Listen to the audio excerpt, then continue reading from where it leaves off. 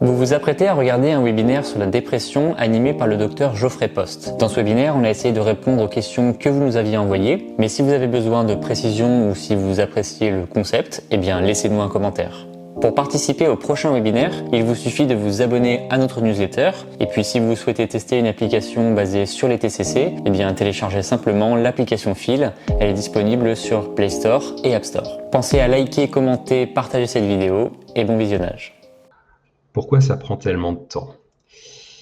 Alors, oui, que ce soit la psychothérapie ou que ce soit les traitements, j'entends souvent, mes patients me dire: «Mais, là, ça fait, déjà plusieurs semaines que je prends le traitement et ça va toujours pas mieux» et effectivement, le traitement d'une dépression, en moyenne, alors un épisode dépressif, en moyenne, c'est déjà 6 mois, donc, c'est quelque chose quand même d'assez long. Parce que c'est pas juste une question de volonté et ça permet de battre en brèche aussi cette idée qu'il suffirait de se mettre un coup de pied aux fesses et que ça irait mieux. C'est pas ça la dépression, c'est pas juste d'ailleurs dans la tête, c'est vraiment dans le corps, dans l'organisme, que se situe aussi cette maladie et donc on observe qu'il y a des mécanismes inflammatoires, des mécanismes de stress qui sont en jeu et qui nécessitent quand même pas mal de temps pour récupérer. Il y a d'autres éléments. Alors un élément au niveau des traitements, c'est qu'on sait que l'effet antidépresseur des traitements n'apparaît qu'au bout de 2 semaines, parce que c'est le temps que le traitement prend pour avoir une action, sur les circuits impliqués dans la dépression. Je ne vais pas trop rentrer dans les détails de pharmacologie, mais globalement au niveau des traitements, les 2 premières semaines, on va plutôt avoir les effets secondaires et ensuite seulement on aura les effets bénéfiques. Donc c'est toujours assez dur de réussir à s'accrocher à ça. Pour la psychothérapie et notamment, les TCC, on vise à remettre en place ou mettre en place de nouvelles habitudes qui sont protectrices vis-à-vis de la dépression et qui aident à ce que l'humeur aille mieux. Mais l'humeur, ça se régule pas sur une journée, ça se régule sur des rythmes qui sont plus longs. Et d'ailleurs, tant mieux parce que si, notre humeur se régulait uniquement sur une journée, il nous arriverait un événement à tout un chacun et on se retrouverait immédiatement avec un moral au ras des chaussettes dès qu'il nous arrive une difficulté. Or, c'est pas très efficace pour l'être humain d'être comme ça, donc il y a plutôt une régulation qui se fait sur un plus long terme. Alors, c'est quelque chose de protecteur, mais quand on est dans une dépression, ça veut dire qu'on prend un peu plus de temps aussi à récupérer. Un autre élément que je peux vous donner par rapport à ça, c'est la notion de stabilité du psychisme. Si j'essaie de mettre en place de nouvelles habitudes, j'ai besoin de temps. Alors, ça utilise une certaine mémoire qui s'appelle la mémoire procédurale, qui aussi, on dit parfois la mémoire musculaire. On n'apprend pas en un coup, il faut du temps pour mettre ça en place. Et tant mieux parce que si on devait prendre des mauvaises habitudes et qu'on les imprimait immédiatement, on serait aussi plus vulnérable, notamment par exemple aux addictions. Donc ça témoigne aussi d'une certaine stabilité de notre personnalité, de notre manière de faire. Le dernier élément que je peux mettre à votre disposition, c'est l'argument évolutif aussi. C'est que la dépression peut aussi avoir du sens dans certaines sociétés. Si demain on se retrouve avec un dictateur au pouvoir et que il est interdit ou sortir, c'est prendre un risque vital, peut-être qu'il serait adapté dans ces circonstances de se déprimer, de rester à la maison, de ne rien faire parce que ce serait la meilleure manière de survivre. Dans l'histoire, il y a eu des périodes, par exemple, de famine, les périodes hivernales, où on sait qu'il y a aussi des troubles dépressifs saisonniers qui affectent plus les personnes l'hiver. Le fait d'être plus ralenti, le fait d'avoir beaucoup plus de mal à se mobiliser, à récupérer, ça va dans le sens de l'économie des ressources. Alors, la question suivante, c'est comment se sortir rapidement de la dépression? Et notamment, quels sont les traitements les plus efficaces? Alors, les traitements les plus efficaces aujourd'hui, ou le traitement le plus efficace, c'est l'électroconvulsivothérapie.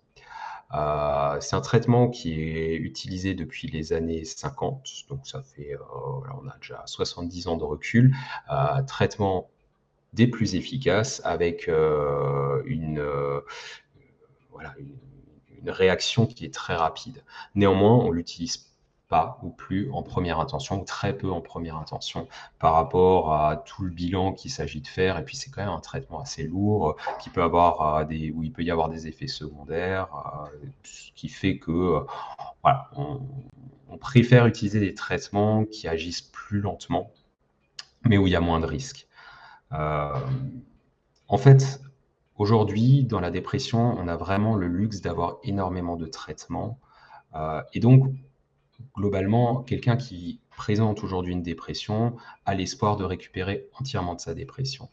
Et à partir de là, l'idée, c'est de récupérer sans avoir d'effets secondaires. Donc, s'il doit y avoir un traitement, qu'il soit d'ailleurs médicamenteux ou non médicamenteux, ça peut être des traitements aussi psychothérapiques, ce qu'on souhaite, c'est qu'il n'y ait pas d'effets secondaires et que le rétablissement se fasse entièrement. Et ce qui mène à un rétablissement plus durable, c'est parfois des thérapies qui prennent plus de temps. Donc le chemin le plus court n'est finalement pas toujours le plus rapide pour arriver à bon port. Donc parfois on veut utiliser des produits qui nous aident plus rapidement, mais au final, à la ligne d'arrivée, on ne termine pas forcément en avance si on a des effets secondaires. Au niveau des autres traitements les plus efficaces, c'est les antidépresseurs tricycliques qui sont aussi utilisés en deuxième, troisième intention par rapport aux effets secondaires éventuels, question de tolérance. Est-ce qu'il y a de nouveaux traitements antidépresseurs très efficaces rapidement? Alors je disais, c'est plutôt les anciens qui étaient plus efficaces ou plus rapidement. Maintenant, on sait que certaines molécules comme la myrtazapine ou la myansérine, qui sont des alpha-2 bloquants, vont avoir un effet un peu plus rapide, avec une action qui va être au bout d'une dizaine de jours, versus les antidépresseurs classiques, les inhibiteurs de la recapture de la sérotonine, où on perçoit un impact plutôt vers 14 jours. Maintenant, l'idée, c'est surtout, s'il doit y avoir un traitement, de choisir le meilleur par rapport à votre situation personnelle et pas par rapport à ces 4 jours uniquement. Il y a un autre traitement qui est efficace un peu plus rapidement, qui est l'eskétamine, mais qui est disponible qu'à l'hôpital, dans les dépressions résistantes et qui a tout un tas d'effets secondaires aussi. Donc l'idée, c'est, là encore, quand c'est rapide, c'est pas forcément bien toléré. Donc souvent, ce qui prend du temps est mieux toléré et, j'insiste, permet un rétablissement plus durable. Alors, des questions sur les symptômes et la rechute. Alors, comment combattre la fatigue permanente? Alors, quand j'entends fatigue, je me pose toujours la question de quoi on parle. Je m'explique. Il y a la fatigue qui est physiologique, c'est-à-dire c'est un signal de l'organisme qui nous prévient que là, on a atteint une limite et qu'il convient de se reposer pour récupérer. Et cette fatigue, donc c'est un signal, va nous permettre donc de savoir que c'est le moment de nous reposer et à l'issue du repos, cette fatigue diminue. Et donc, voilà, c'est une fatigue normale. Et dans notre société actuelle, où il y a quand même beaucoup de burn-out, où on est très stimulé, on a tendance à pas se donner assez de temps de repos. Et donc, j'entends beaucoup de personnes venir me voir avec des plaintes de fatigue. Et au final, on se rend compte que la fatigue n'est pas le problème, mais plutôt la solution à un mal-être. En fait, c'est de dire, attention, là, vous atteignez une limite. Et il vaut mieux avoir ce signal de fatigue plutôt que de voir les conséquences d'un épuisement. Je leur dis: «Mais vous avez de la chance d'être fatigué parce que chez vous, vous le ressentez comme ça». Ou parfois, je vais au risque d'être un peu provocateur, parfois je dis à mes patients: «Mais vous avez de la chance d'avoir déclenché une dépression par rapport à ce qui vous arrive. D'autres, c'est un infarctus» et on récupère quand même mieux d'une dépression, même si c'est plus douloureux, je pense que peut-être plus douloureux qu'un infarctus, mais on récupère quand même mieux et de manière plus sûre que des séquelles d'un infarctus. Alors, au niveau des autres fatigues qui sont cette fois-ci pathologiques, il y a la somnolence, qui est le sentiment de fatigue, mais qui se manifeste aussi par des signes comportementaux. Je vais bâiller, je vais tendance à voilà, me masser un peu la nuque, et puis par la capacité réelle à m'endormir. Je m'arrête de faire quelque chose, je me pose sur le canapé, je m'assoupis. Quand on est dans une somnolence, on n'est pas dans la fatigue typique de la dépression. Et si c'est le cas, et que vous vous endormez un peu trop facilement, enfin très facilement, alors que vous avez quand même tendance à ruminer, moi j'aurais tendance à vous dire d'aller voir votre médecin généraliste et d'aller vérifier que vous n'avez pas autre chose qui conduit à cette fatigue, typiquement un trouble du sommeil, comme, je ne sais pas moi, des apnées qui peuvent contribuer à des troubles de l'humeur et à un état de fatigue. Mais il peut y avoir d'autres causes, des carences. Donc, le meilleur conseil par rapport à cette fatigue, c'est de faire un point avec votre médecin traitant, de vérifier qu'il n'y a rien d'organique qui puisse expliquer cette fatigue avant de partir sur la fatigue de la dépression. La fatigue de la dépression, pour le coup, on l'appelle de l'asthénie. C'est une fatigue qui est très désagréable et qui ne diminue pas avec le repos.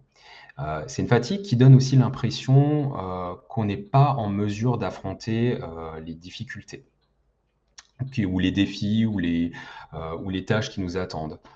Je dois faire la vaisselle tout à l'heure, mais je me sens tellement fatigué que je ne me sens pas capable de faire la vaisselle. Ça, c'est cette fatigue-là qu'on appelle l'asthénie qui correspond à la fatigue de la dépression. Alors, comment la combattre pour répondre là-dessus, il y a une fiche qui a été réalisée sur fil qui parle du cercle vicieux de la léthargie et qui vous explique que, en général, vu qu'on est fatigué, qu'on est moins motivé, on va faire moins, en se disant, vu que je suis fatigué, il faut que je me repose, ce qui est logique quand je suis dans une fatigue physiologique, mais là, je ne suis pas dans une fatigue physiologique, je suis dans de l'asthénie. Donc, ce réflexe n'est pas le bon. Donc, je vais plutôt devoir, au contraire, ne pas écouter cette habitude et plutôt commencer à mettre en place des activités que je vais planifier pour réussir à mieux démarrer, parce qu'une des grandes difficultés dans la dépression, c'est de démarrer, c'est le démarreur qui est souvent en panne. Je dis à mes patients, est-ce que j'arrive à démarrer ça? C'est en planifiant les choses. Et là, Phil, c'est tout l'intérêt en fait de l'application. Elle va vous aider à planifier pour mettre en place des routines qui vont vous aider à petit augmenter le niveau d'activité. Et plus le niveau d'activité va augmenter, plus le niveau d'énergie va revenir. Donc, c'est une stratégie de réentraînement pour l'exprimer autrement. Alors, comment faire pour se lever le matin? Comment retrouver de l'énergie? Alors, on est nouveau dans la même idée, c'est que comment est-ce que j'arrive à initier quelque chose? D'expérience, ce qui fonctionne le mieux, c'est si on a une raison de se lever le matin. C'est-à-dire qu'on s'est fixé un objectif pour la matinée, idéalement un rendez-vous avec quelqu'un. J'ai des patients qui me disent, docteur, je fixe le rendez-vous avec vous sur le premier créneau, comme ça me force à me lever, et après j'arrive nouveau à être actif. Mais ça peut être aussi un rendez-vous avec un proche ou dans le cadre associatif, dans le cadre d'un club, ou rendez-vous avec soi dans le cadre d'une activité physique. Je dis souvent, mettez-vous un réveil et au moment où vous levez, essayez de rapidement faire quelques pas dehors, vous promener une dizaine de minutes. En plus, il y a un effet resynchronisateur de la lumière du jour. Et on sait que la luminosité va aussi avoir un effet sur l'énergie.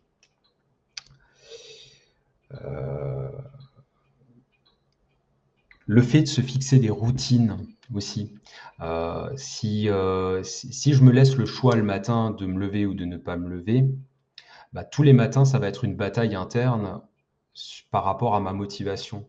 Alors que s'il y a une routine qui est en place, où je n'ai pas le choix, c'est comme ça, je me lève et au bout d'un moment, on ne se pose plus la question, même si on n'en a pas envie. Donc le fait de mettre en place une routine et de le faire tous les jours, ça sera plus simple que si on se dit, bon, je me lève un jour sur 2 ou un jour sur 3.